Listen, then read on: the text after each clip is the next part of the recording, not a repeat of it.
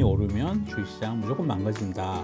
금리 올라가면 매출이 줄어드는 기업들은 팔아야 돼. 수요가 계속 늘어나는 산업에 있어서는 너무 걱정할 거 없다. 꾸준히 주가가 올라갔어요. 이때 주도한 게 뭐였냐면 구글, 아마존, 애플 뭐 이런 거였단 말이에요. 금리를 올릴 정도로 경제가 강해졌다. 그리고 금리 오른다고 주식이 반드시 하락하는 거는 아닌 거를. 그러니까 금리 올린다는 거는 경제가 너무 좋다는 반증이에요. 이러한 이슈로 인해서 시장이 출렁거릴 때가 오히려 매수의 기회다. 蘇先生の幸せ投資教室。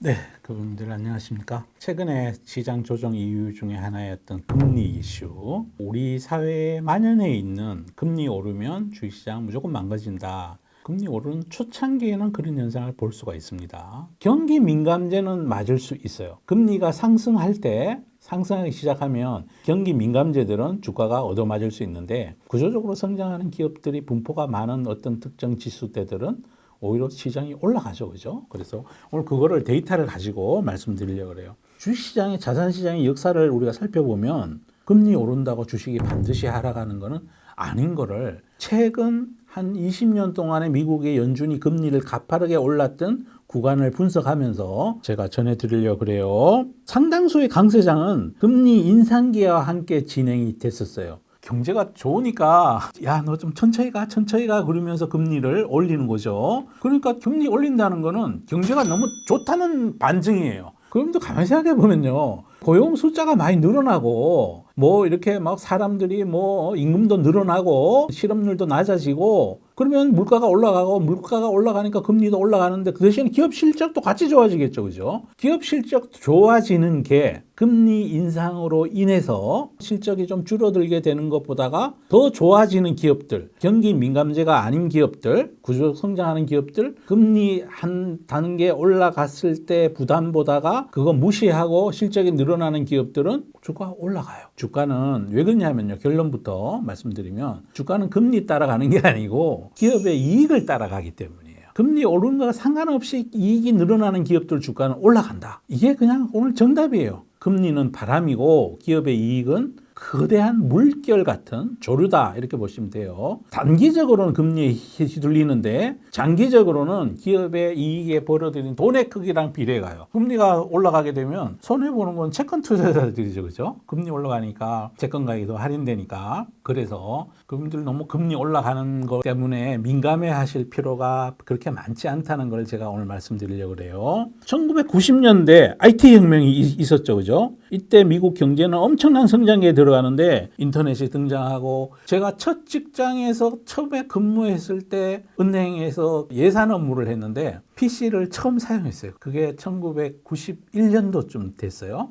영업점에는 그때도 단말기가 있었는데 온라인 단말기가 있었죠. 근데 그건 다 PC가 아닌 거죠. 그죠? 단말기라 그랬어요. 중앙에 있는 IBM 컴퓨터하고 통신선으로 연결되어 있는 입출력을 담당하는 단말기였죠. 그죠? 근데 개개의 컴퓨터 하나가 생각하는 기능, 메모리 기능이 들어가 있는 PC가 보급된 거는 90년대 초반이었어요. 그죠? 근데 그때는 비싸니까 PC가 있는데 다 쓸 수가 없고 한 가에 한 대가 공용으로 있고, 그러면 차례로 돌아가서 이제 하고 그랬어요. 그때 90년대 IT 혁명이 있으면서 인터넷도 등장하고 PC가 본격적으로 보급되고 이러면서 생산성이 폭발적으로 증가했는데 그 과정에서 연준은 여러 차례 금리를 올렸어요. 1995년부터 2000년까지 나스닥 지수는 한 5배 올라갔는데 그 뒤에 이제 버블 맞고 좀 꺼지기는 했지만 연준 여러 차례 금리를 올렸고요. 그런데 나스닥 지수는 5배가 올랐다는 거예요. 그 다음에 또 한 번 사례가 있는데요. 2004년부터 2006년까지 연준이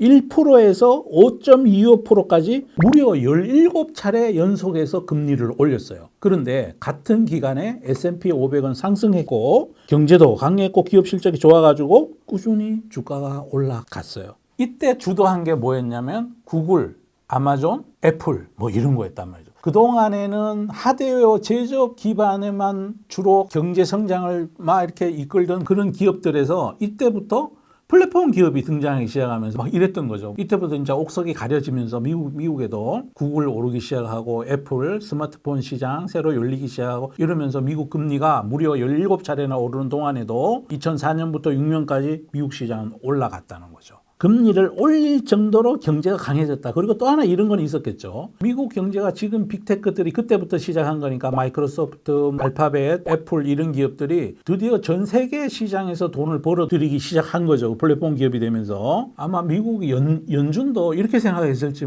몰라요. 과거 구형 경제라면, 하드웨어 기반의 경제라면 금리를 이렇게 올리면 금리가 올리는 만큼 경제가 다운돼야 되는데 경제가 오히려 다운 안 되고 끝없이 팽창해 갔어요. 물론 이때 나중에 비판론자들이 비판한 건 이런 거죠. 최근에도요. 2022년도부터 2023년 말까지 어떤 연준 회의 때는 자이언트 스텝도 했어요. 한꺼번에 1%를 올리기도 했어요.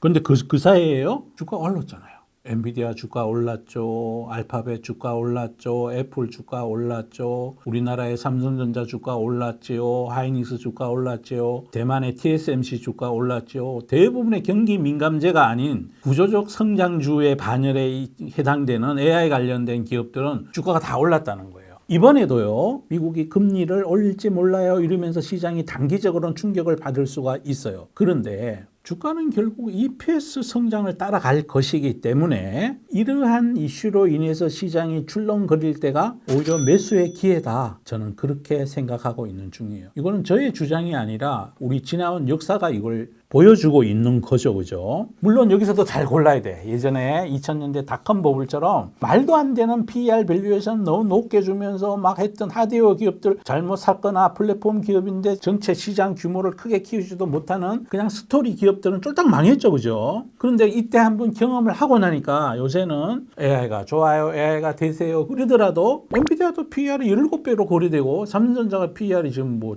5배, 6배, 뭐 7배 이러고 있는 중이잖아요. 주가가 왔다 갔다 하면서. 그래서 지금은 우리 투자자들이 옛날에 가까이 있었던 버블을 경험한 터라 조심함이 더 강한 것 같아요. 아직까지는. 진짜 피날레 주가의 급격한 상승은 사람들이 미쳐야 돼요. 조심함이 없어야 돼. 그때 우리 팔고 나오면 돼요. 지금은 아직 조심함이 많다 이렇게 생각하고 금리 이슈 이런 거 나올 때 이럴 때 너무 겁먹고 좋은 주식 사팔사팔 안 해도 된다 이렇게 저는 생각하고 있는 중이에요. TSMC도 지금 매달 증설한다고 그러고 이번에 스페이스X 상장하는 것도 나중에 뭐 100테라 팹을 우주에 짓겠다고 그래요. 그러면 거기다 지으면 거기 반도체는 또 얼마나 많이 들어갈까요? 1기가를 하는데도 반도체 그 수요량이 850억 달러가 넘는다 그러는데 1테라가 1000기가죠. 그죠? 그런데 거기에 뭐 300테라 저는 그 계산도 안 돼.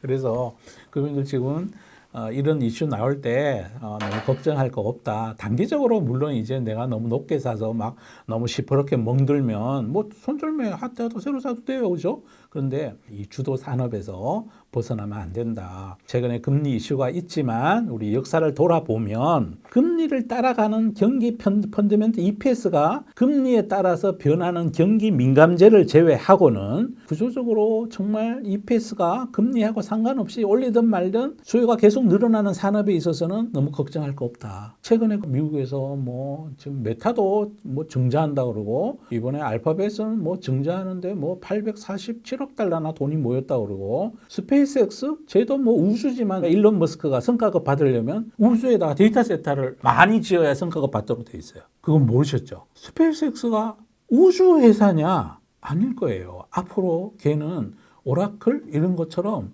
AI 데이터 센터 임대하는 스페이스X 통해 가지고 비행기 타고 가도 인터넷 되고 그냥 태평양을 항해하다 가운데서도 인터넷 되고 그것도 하고 있는 중이에요. 그것도 하고 있는 중인데 그거 말고 또 주력으로 내세우는 게 화성에다가 뭐 사람을 이주시키고 재사용 로켓 만들고 그것도 하는데 우주에다가 저궤도의 인공위성을 100만 개까지 쏘아 올리겠다는 신청서를 제출했다 그래요. 그 100만 개 그걸 가지고 통신용으로만 쓸 거냐? 우주에다 데이터 센터 짓겠다고 그러잖아요. 그럼 그 우주의 데이터 센터에는 반도체 안 들어가나요? 들어가겠죠, 그죠? 그럼 우주에 짓는 거하고 지금 땅에다 짓는 거랑 앞으로 2, 3년이 지나고 나면 손익분기점이 우주에 짓는 게 더 싸질지도 모른다고 그래요. 물론 이제 그 전문가들은 안 된다는 얘기도 많이 있고 그래요. 어쨌든 스페이스X 이사회에서 머스크에게 성과급을 줄 어떤 조건을 만들어 놨는데 그게 우주에다가 데이터 센터를 100테라와트, 1기가의 1000배가 1테라잖아요. 그죠? 10만 기가. 미쳤어 진짜. 그렇대요. 자, 정리 드립니다. 우리 금융들 겁주는 많은 글들이 앞으로 이제 이 시장에 나올 거예요. 미국 금리 올린다. 큰일 났다. 금리 올리면 주식시장 망한다. 예, 망하는 기업들이 있습니다. 금리 올라가면 매출이 줄어드는 기업들은 팔아야 돼. 그런데 금리와 상관없이 계속해서 나 투자할 거야. 지금 미국 빅테크들이 그러고 있고 한국의 현대차가 그러고 있고 중국 정부가 그러고 미국 정부가 그러고 있고 전 세계 돈 많은 사람들은 전부 다 데이터 센터 짓는다고 난리가 나 있어요. 그죠? 쫄 거 없다. 겁낼 거 없다. 이런 생각이 듭니다. 그래서 이번 금리 인상한다고 그분들도 또 다른 사람이 판다고 나도 따라 팔고 그러지 않으셨으면 하는 생각입니다. 그래서 요거를 말씀드렸습니다. 자, 이만 마치도록 하겠습니다. 감사합니다.